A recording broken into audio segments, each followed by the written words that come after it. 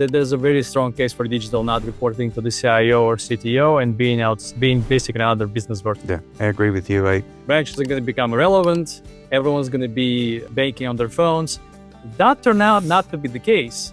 Are they looking for a change agent that will come in for 2-3 years, push all kinds of change through, step on all kinds of toes, break all kinds of eggs, make a couple of omelets, piss everybody off, and then depart? We're a social creature. We need that social validation when we're making very important decisions, and money is second only to health. To me, a chief digital officer is a person, a leader that is heading the digital transformation, but also running the digital operations of the company. Welcome to Next Best Action, the podcast about the people changing banking from the inside. I'm Alex Jimenez with Finalytics.ai, real-time AI personalization built exclusively for credit unions and banks. On this show, we talk with leaders about engagement, growth, innovation, and what it takes to build better banking. Welcome to Next Best Action. My guest today is Jay Tkachuk. Jay's a seasoned digital banking leader with 18 years of experience, including with Securities Service Federal Credit Union and more recently with Golden One Credit Union. Welcome, Jay, and thank you for joining me. Hello, Alex. I'm glad to be here. So, given your experience, and you and I have known each other for quite a bit, I thought that the right topic to talk to you about is what makes a strong chief digital officer or head of digital. The title's never been codified out there, but whether it's a head of digital or a chief digital officer or EVP of digital, or I don't know, there's all kinds of different variations. That's what I want to talk to you about. That sounds right up my alley. It should. So, the CDO title means something different at every institution. And after nearly 2 decades in the role, how do you define it? What do you think is the appropriate way for us to talk about that leader? So to me, a chief digital officer or head of digital or whatever, a digital leader in an organization is a person, a leader that is heading the digital transformation, but also running the digital operations of the company. Mm-hmm. And so it's a person that brings in that uses the digital frameworks and capabilities to solve strategic problems and achieve strategic goals. Yeah. Yeah, and so that means, you have to be a technologist, you have to be a product person, you have to be a strategist, maybe perhaps a marketer, your front office and back office all at once, right?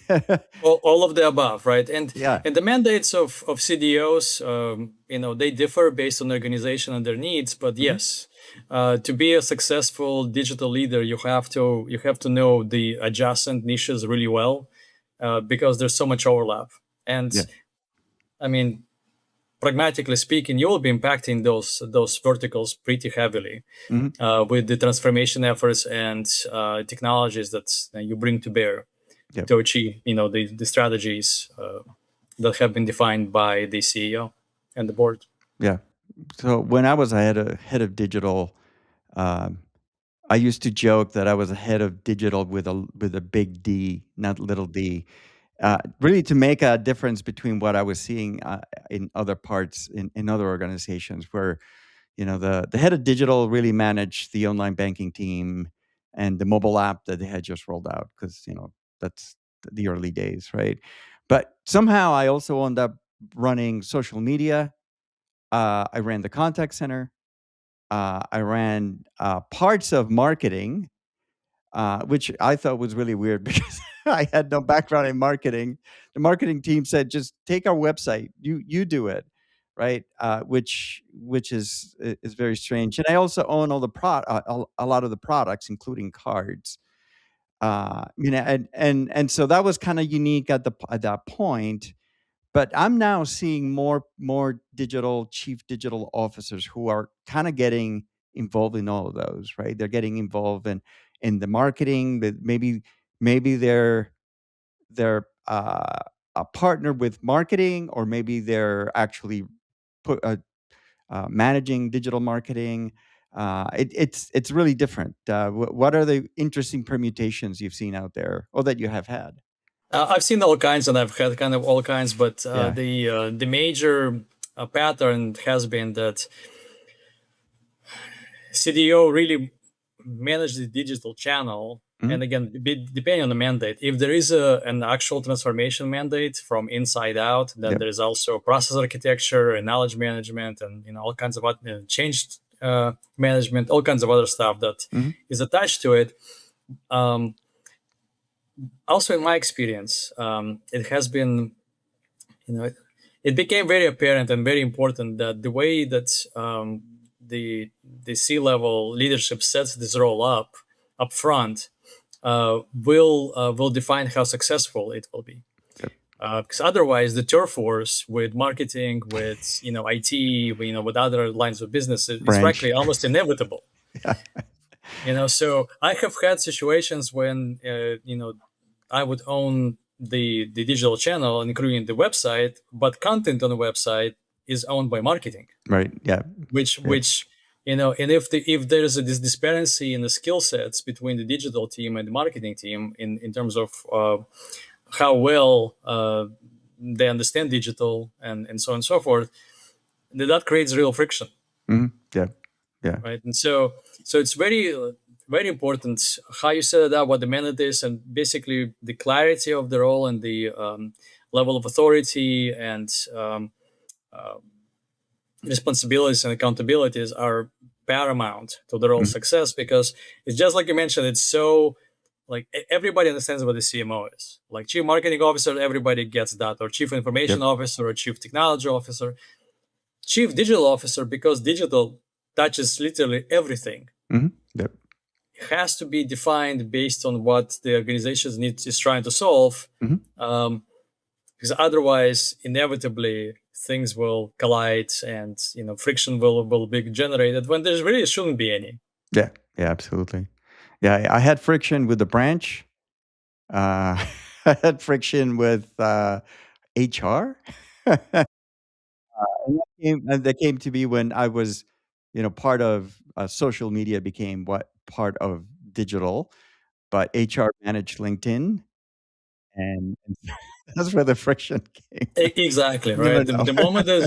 The moment there's such turf of overlap that is not defined, friction is going to happen. So I'm a big proponent of racy. Like Mhm. I like doing that stuff right up Yep. front, figuring this out. If something is undefined, let's define it Mhm. and kind of figure this out going forward. Not to say that it's always successful, because people are people and things change and people have agendas. Um, so you have to be also, I would say, a pretty good politician to be successful in this role. I I'd agree with that.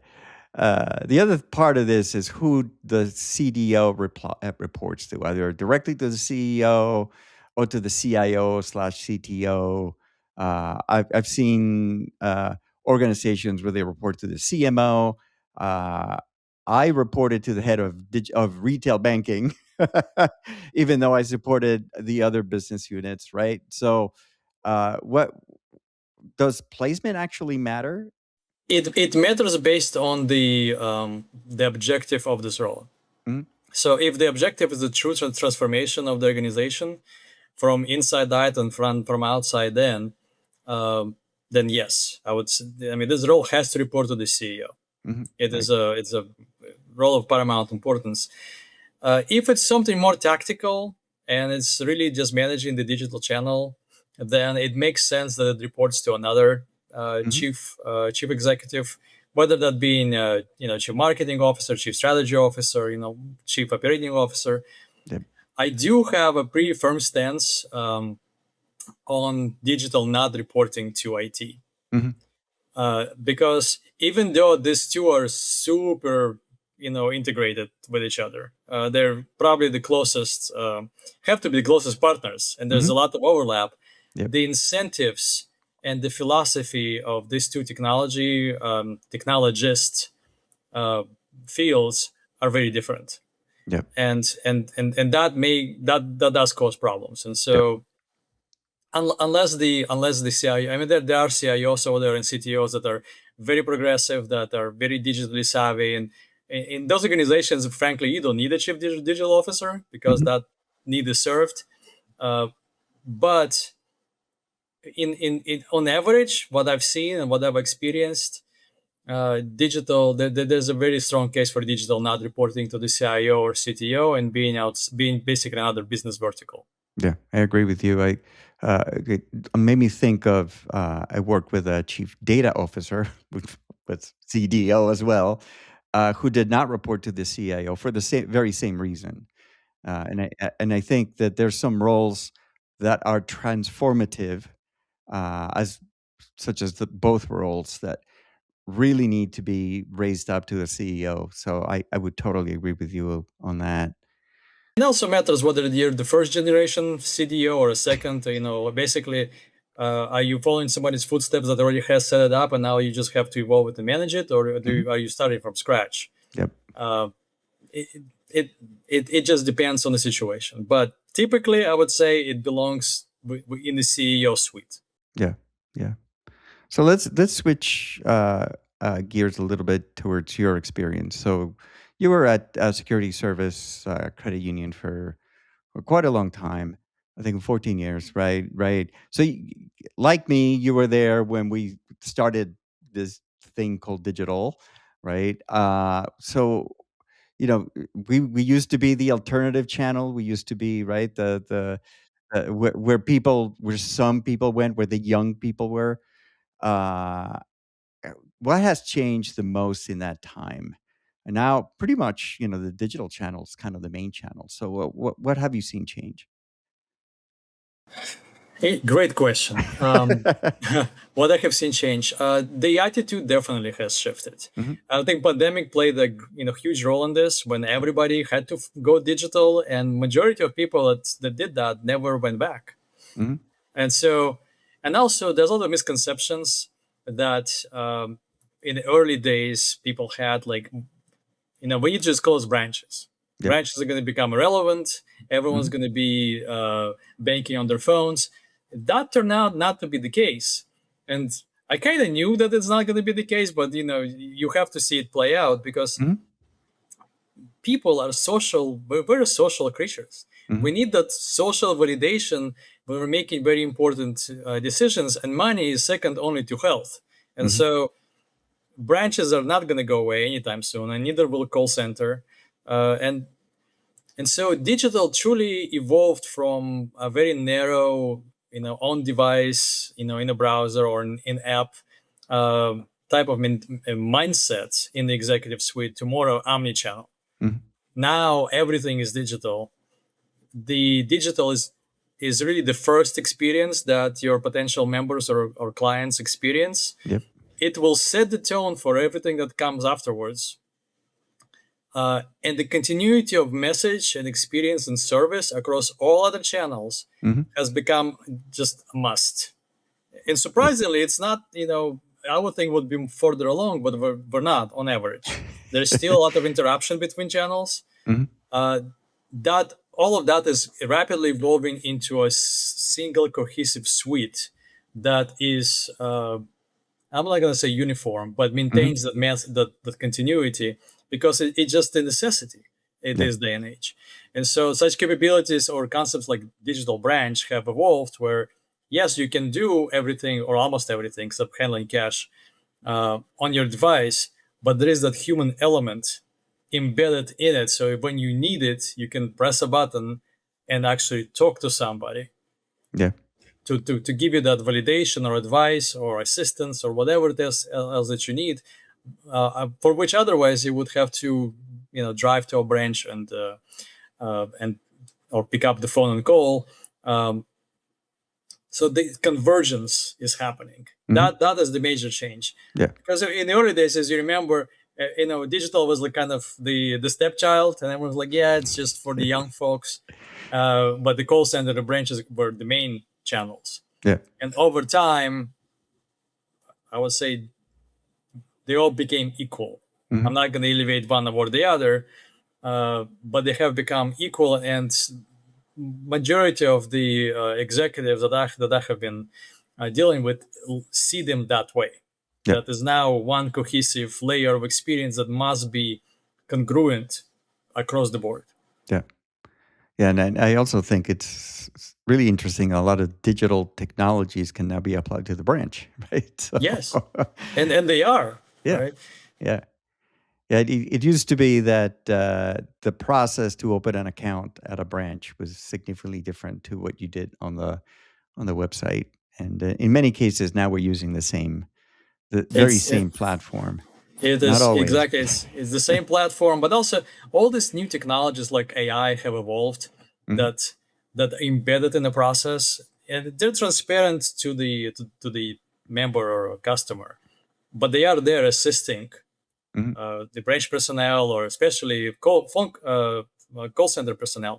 yeah, Um, and all of that is digital, and all of that is purview typically of the chief digital officer working with technology and with other channels to evaluate, embed, develop, and so on and so forth, to generate those experiences that are frictionless across the board. yeah. Yeah, it used to be the head of digital was also kind of the head of innovation, which in many organizations that continues to be the case, right?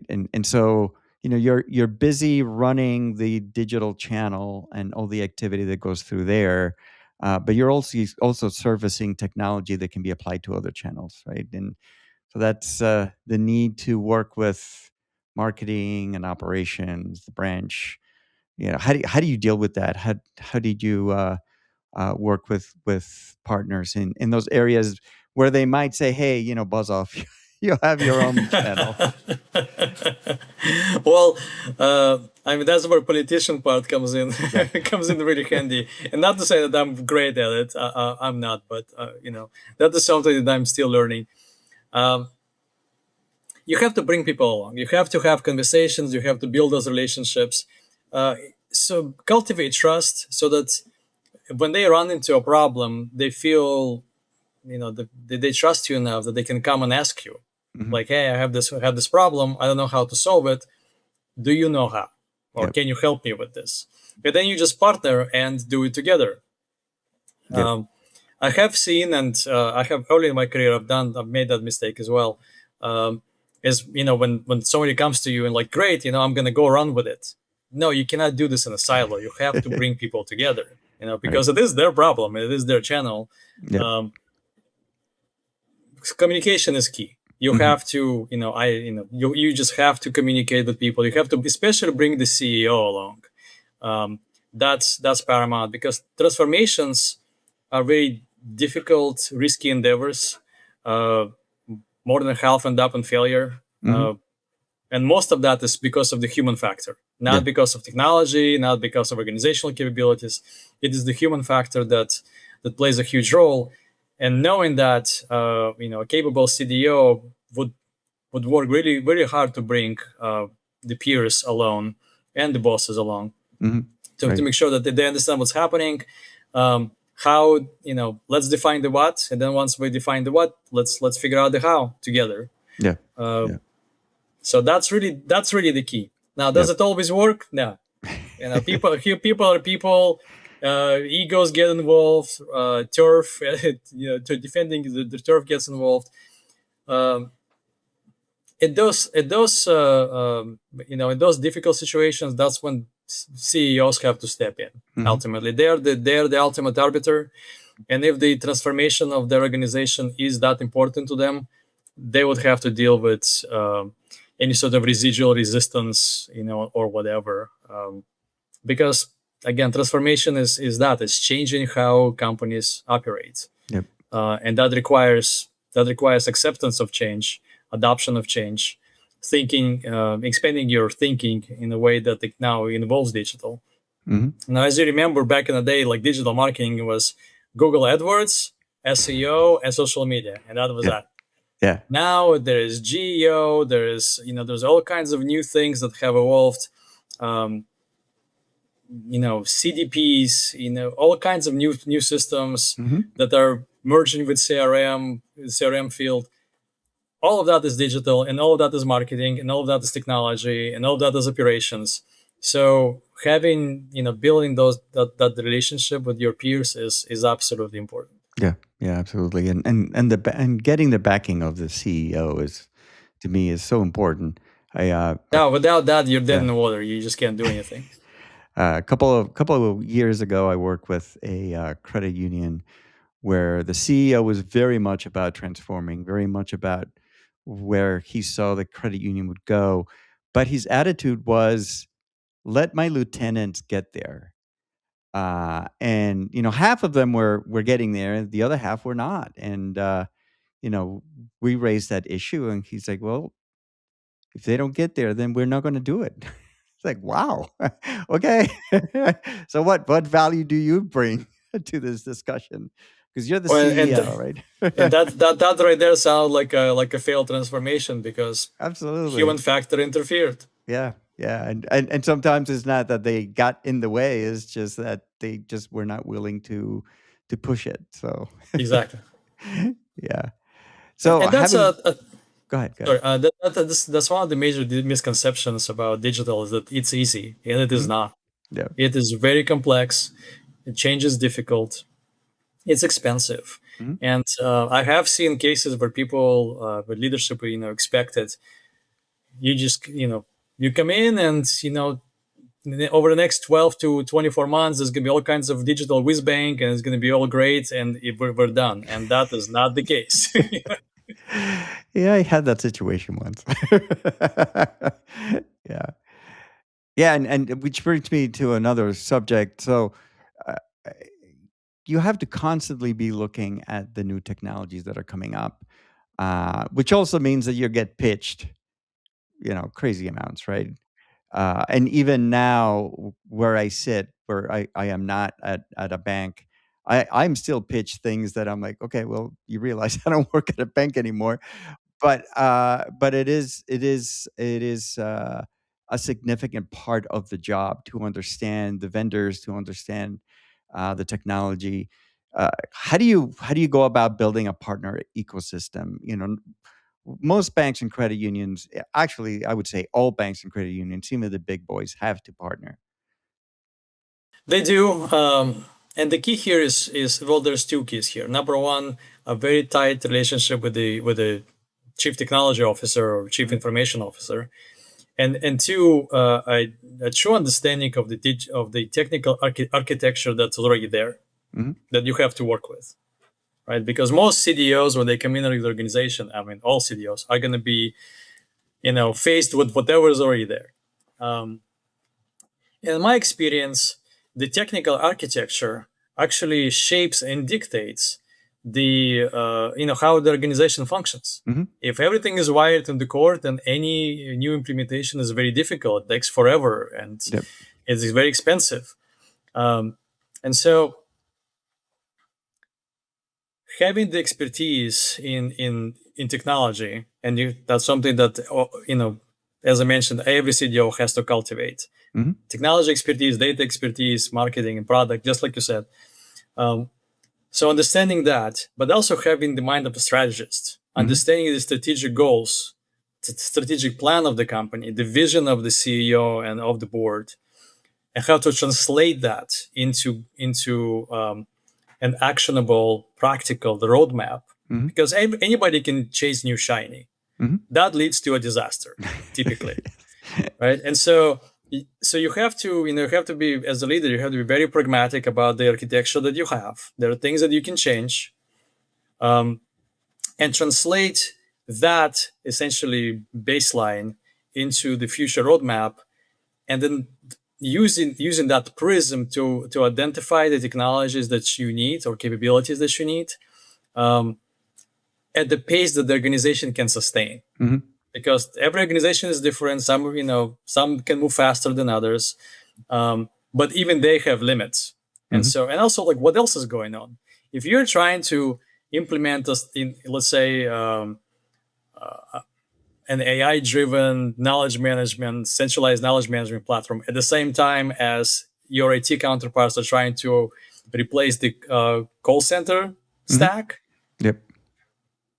it's probably a bad time to do something like this. Yes. You have to, organization has only so many resources, and Mhm. so being cognizant, don't create yet another silo.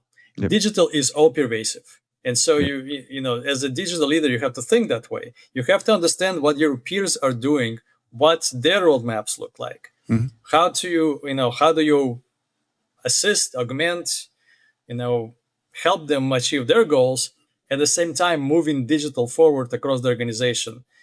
With your own roadmap. Mhm. And so that holistic mindset is paramount. And through that prism, then you can look at technologies and essentially understand, okay, I need this type of capability to solve this type of problem for these reasons. Mhm. Some organizations have great in-house development capabilities. Those organizations, you can argue, if there's something that is their competitive advantage, they should build in-house. Mhm. And other stuff they can just buy or rent. Or others that don't have this muscle, okay, what is the vision? Is the vision they're always going to be vendor dependent and they're comfortable with that, or is the vision that they want to take at least some of that destiny back and under their control? And so you start looking and discussing it with potential vendors, and very quickly in those conversations becomes apparent: can they do it? Can they not do it? Um, having been in this seat for a long time, I definitely know, when salespeople are great at smoke and mirrors and telling you what you want to hear, and you have to have that critical thinking and actually look under the hood and talk to the other clients and do your research to truly understand, is this what you're looking for? And if Mhm. it isn't, you just have to be very decisive and just say no, thank you, and just move on and go find something else. Mhm. Yeah. So, what do you wish the executives who hire for this role understood before they started the search?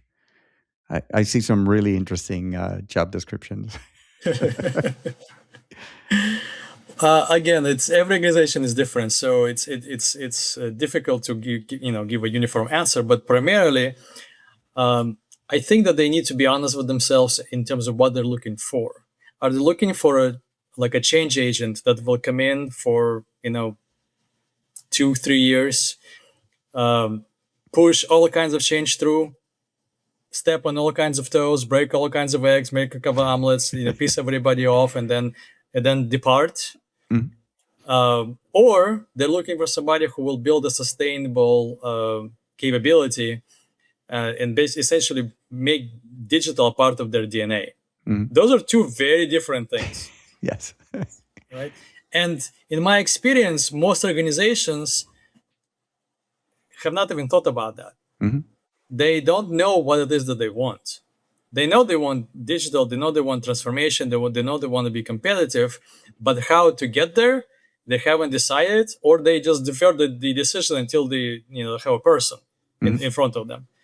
Um, and again, in my experience, and I have been both, my preference is obviously is the latter, is to be Right. that organic long-term part of the organization that Mhm. will uh, make digital a part of mindset, a part of the organizational DNA. um, but then, if you have to be a change agent, at least you should know that in advance. And Yeah. so that level of reflection, I wish that most companies would do before they go look for a chief digital officer or head of digital or something like that. Mhm. They need to understand what it is they want to get out of this. Yeah. Yeah. Oh, that's great. And that probably applies to just about every role out there for Or sure. yes, it does. Yes. Yeah. So let's switch gears a little bit. So let's do a bunch of lightning round questions. So just tell me what comes up quickly. Not not we're not gonna discuss a lot of these. So what's one book every banking leader should read? And you can pass it if you want. Wow. One book that every banking leader should read. What is the name of it? I think the name of this, and I forget the author. How to Do Great Things, Hmm. and it's a book written by, I think, a Danish um, a Danish consultant that studied huge projects and why they succeed or why they fail. Mhm. And essentially, the main gist of this is that you have to truly do your discovery and plan. When you do things like major digital efforts or any major effort, Mhm. most companies are truly not doing enough discovery, and they end up in the quagmire of over budget, over time, stretch for resources, projects colliding with each other Mhm. because they did not plan properly. Yep. Really good book to read. All right, we'll check it out. Coffee or tea? Tea, Mm, green tea okay. in particular. Yeah. Oh, great. Okay. Yeah. What's one thing banking leaders need to stop doing right now? Chase new shiny. Everyone's running around, looking for some AI magic pill that will solve all the problems, and that's not reality. Yeah. AI is a set of very awesome capabilities if used properly, but it's especially this iteration of AI. So Mhm. Gen AI, agentic AI, um, you can do a lot of great things and boost your productivity quite dramatically, but you also have to understand its limitations. Mhm. And I think that understanding of its limitations is kind of not there for the majority of people who did not take the time to really study and explore what this thing can do uh, properly. Yep. What's the most unusual thing you've done to improve team culture? What- You worked at credit union. Man, There's always should have warned me something. about this. Uh, um, I have I have taken people to do laser tag, and just get. Sometimes you just need, especially when there is friction among the teams, like a good friendly games of shooting laser beams at each other for a while goes a long way to relieve that pressure and build camaraderie and just hey, we're all people just trying to do the right thing. All right, one last question. What is the one step forward you would challenge every banking leader listening to this to take after this episode? One step forward. Yes. Learn how to build an AI agent. Oh, I love that. That's a good one. Yeah. Just build one. Doesn't matter what it is. Yeah, what it does. Yeah, that's great. Well, thank you, Jay, for joining us, and Slava Ukraini. Uh, Geroim Slava. Thank you. and we'll have you back another time. Absolutely. Thank you, Alex. This was a pleasure. Anytime. Thanks for listening to Next Best Action. I'm Alex Jimenez. If this conversation gave you a new idea or a better question to ask, share the show with someone in banking who should hear it too. Be sure to follow along for more candid conversations on the future of banking.